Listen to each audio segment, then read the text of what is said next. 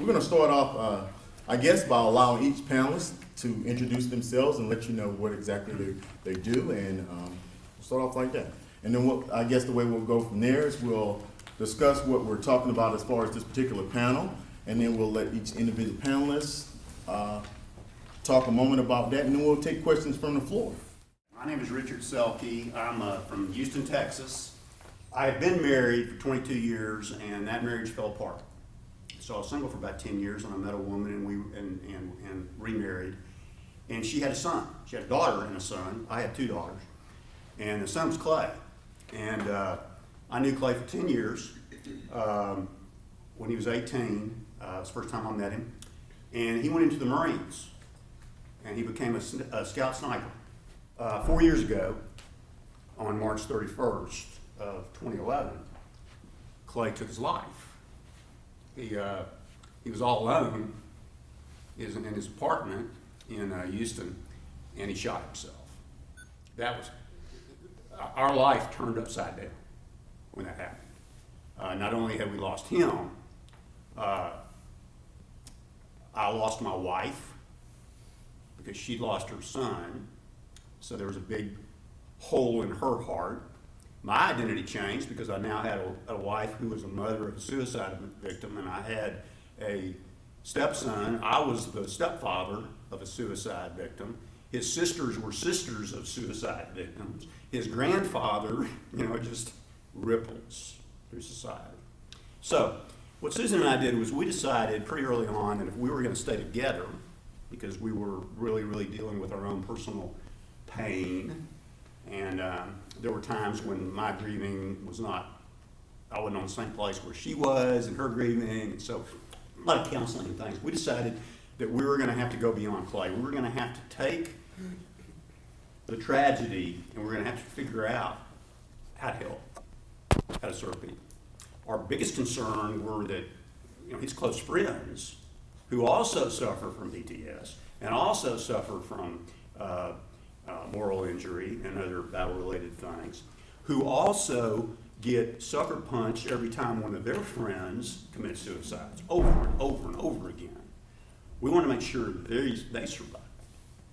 And so for quite a while, all we could do is just kind of lend support, and be there for them, kind of the parents and big brother and big sister.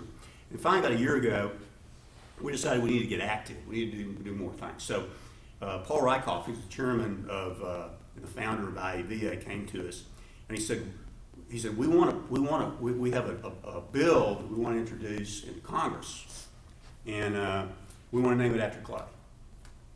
Could we do that? And we said, sure.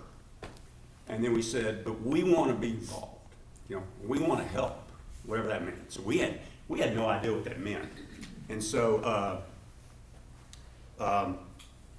we started we had a call, and Paul said, would you come to Washington, D.C. for a few days? We want you to meet some people. And so we said, over the year, we spent a number of weeks in Washington, D.C., and what we ended up doing, we became advocates. And so we went to the congressmen and sat down with them. We met with bureaucrats, we met with senators, we met with Bob McDonnell with the VA, we met with anybody and everybody who we needed to talk to about this bill. It was the Clay Hunt Suicide Prevention Act for Veterans, SAVE Act. And what we saw was that everybody stepped forward. We would have a conversation, do you believe in suicide or life? I mean, that's a pretty simple decision. And everybody said, we want to prevent suicide.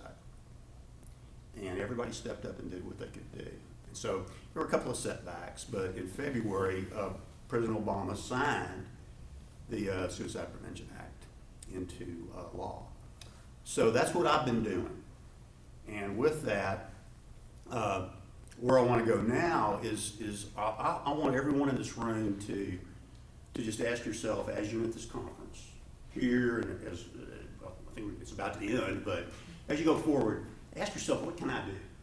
What can I do to help? Because this is about veterans, but veterans are a microcosm of society. And what's happening with veterans, the traumatized, the mental, the behavioral health issues are having in our society. Every time anybody commits suicide, the family's affected, the loved ones are affected, our society is affected, and each one of us has a duty and an obligation as a fellow human being to step up. And, yes, make a decision, well, I want to, yeah, I'd like to get certified in that particular thing, or yes, I want to get that degree. But each one of you can be on the lookout and say, hey, my friend just, she's different. She's starting to isolate herself. She's starting to pull away. She doesn't call. She doesn't return her call. What's going on there? Something's going on. The red flags are going up all the time. Dr. Kyle Horton. I'm a physician with an MBA, and I did some background in policy while I was doing a dual degree physician leadership development program.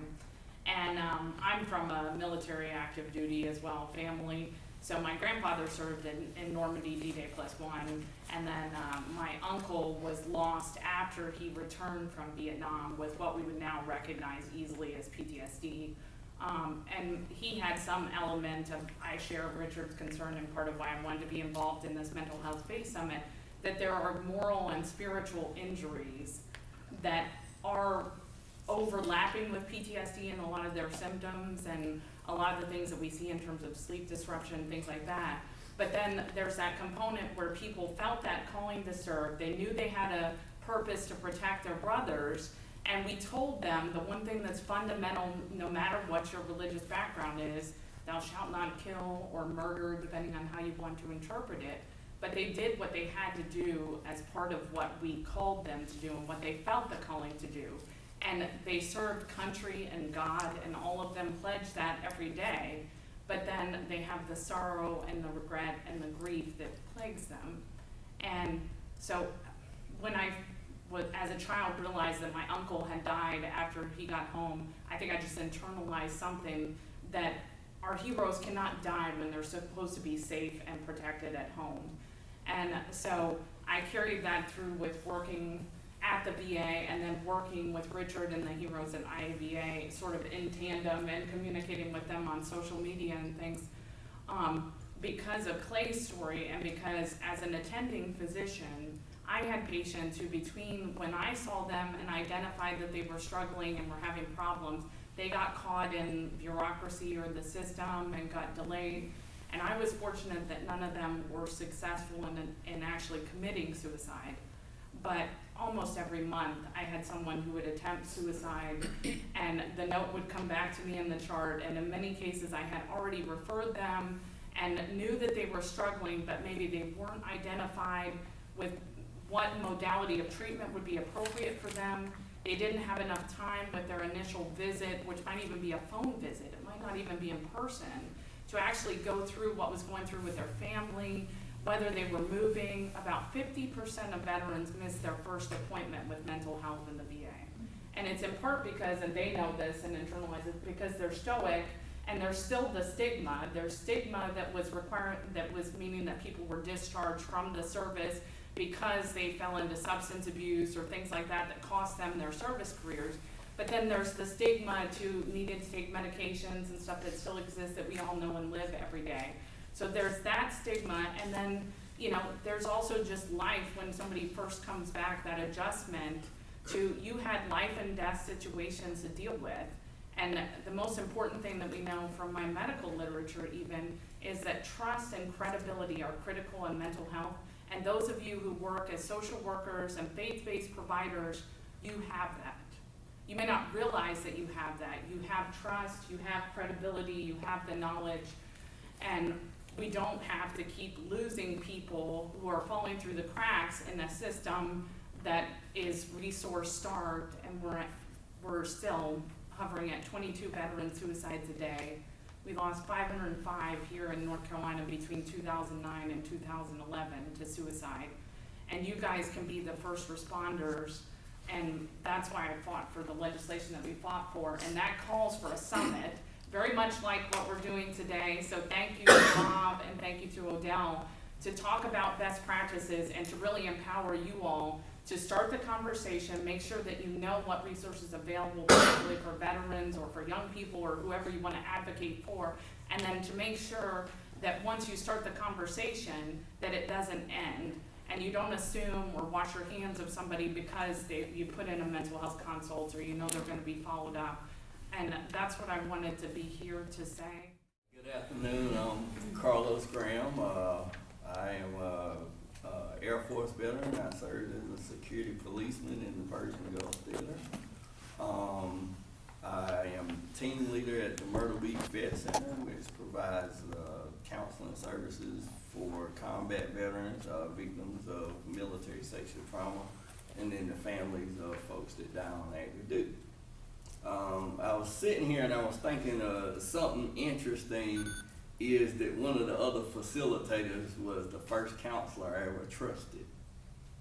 So I got the seat up here by going through the other side of the house, and so I know what it's like to be on the other side of the chair. I've had the substance abuse problems. I've spent 2 years in a VA grant per diem program, and actually that's kind of how I got to this area and ended up at UNCG and met Ron and Dr. Weinberg, who was actually my professor. And I interned, during my master's program, I interned at the VA hospital in Columbia. And I remember one of the things I got dinged for was I spent too much time with the veterans. You know, but they would have veterans that they couldn't get information out of, so they'd come get me, and I go in there, and the thing about it was, I didn't go in there and say, oh, I need this, I need that. I go in and sit down and just start having a conversation with whoever it was. And a lot of times they say, okay, what information do you need? So for quite a while, that actually turned me against the VA as an employee. Until Ron, who I, like I said, had been in undergrad with, told me about the vet centers, and he was like, it's not like the regular VA. Oh, you know, and that's not bad for the regular VA. It was the place for me. It was the place where, you know, one thing about the vet centers, the regular VA operates oftentimes off a medical model, so there's going to be a certain amount of treatment. Where with the vet centers, a guy can come the rest of his life, and I like that because I believe that these are lifelong problems that folks come out of the military and out of combat theaters with. It's not something that you can just fix. So I think that allows me to go on a journey with each person I see. And from a faith standpoint, I never would have became a social worker if it hadn't been for that path in life. So faith kind of helped me get to where I'm good at, you know, and where I feel useful. And I have a job that those days when I think I'm not making any progress, somebody comes in. I had a guy one time, I went and spoke at this church event. Well, came in like almost a year and something later and said, well, you remember me at the church event? And it was on a day when I was questioning whether or not I was helping people. So I think in this type of work, you always get those, I call them God shots. Just looking at the different health components and offering services to vets and their families, a lot of times that we focus on the services to the vets, but we often forget about the families that are also experiencing the difficulties as well. So what type of additional training do you guys recommend? What type of services are out there to kind of help healthcare professionals, social workers, doctors, or anything like that, engage the family members as well? Trainings, conferences that you guys know of? There's a annual conference that's held in Fayetteville called the Forward March Conference. And that's exactly what it focuses on. It focuses on training clinicians and family members about working with the families. Okay. You said Forward March in Fayetteville? Mm-hmm. Thank you.